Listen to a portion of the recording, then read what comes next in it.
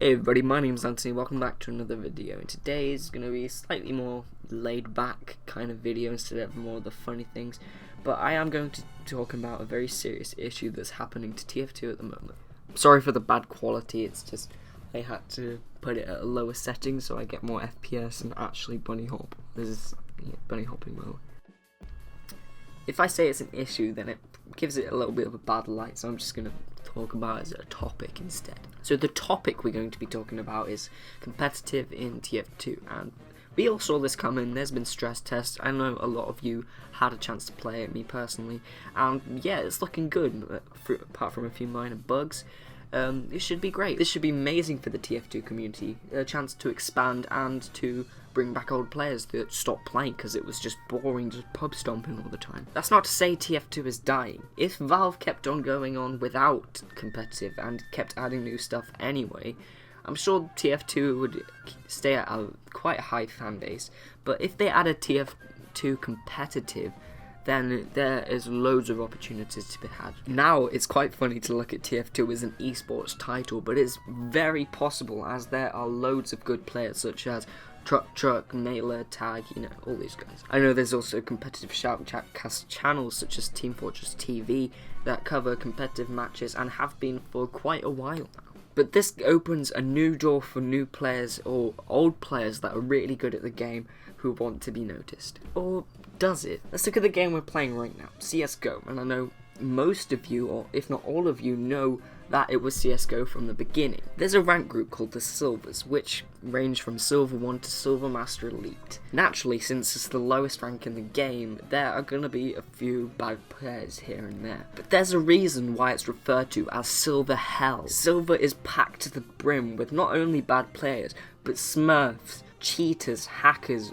anything you can think of that are playing the game wrong. And I'm scared to death that TF2 might fall into the same realms as that.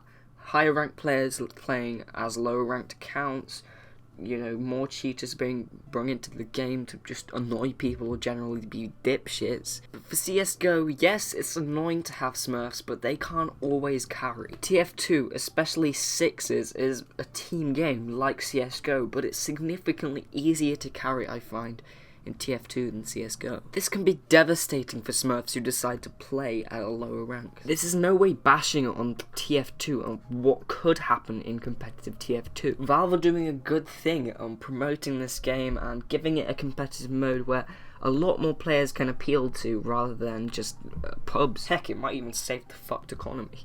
And I didn't mention 9v9 or Highlander, which is significantly more harder to carry in than sixes, since there's 9 classes, and pretty much is confirmed by now. But I just don't want TF2 to be known as the game with the shit competitive mode. I'm sure the ranking system will change over time, but I can consider myself a pretty decent player, having spent over 2,000 hours in the game, and still I'm rank 1, I'm stuck there, I can't get up, because it's so team orientated. And due to what I hope is a glitch, I'm being matched against players which have a far higher rank than me, and I'm just stuck at the bottom here. If they do manage to fix it, or if this is all part of their plan, imagine how devastating smurfing can be for lower players. This could turn into a vicious circle of better players beating worse players, and then smurfs beating the better players, and then everyone just stays at the bottom ranks.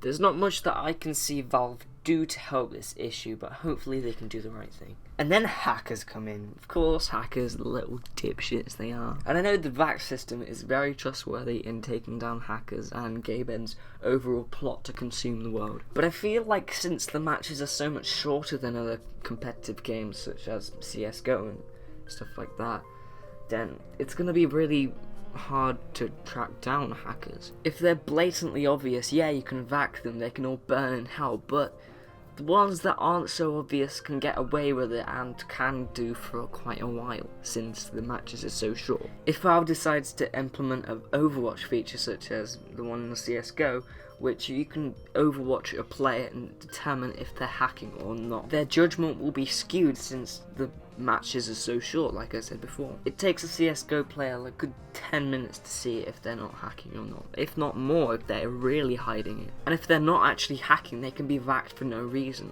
in my other video I mentioned a guy who said I looked like I have aimbot. Now if this was the guy who was overwatching me, my account would be banned. I wouldn't be able to go on VHC secured servers. The more game sense you have on TF2, like I have a lot of game sense since of all of the hours I've had, and the more game sense you get, you start to develop a certain feel for your surroundings and where to flick, which may look like you have aimbot or some other cheating device. Anyway, thank you so much for listening to me rant for 5 minutes.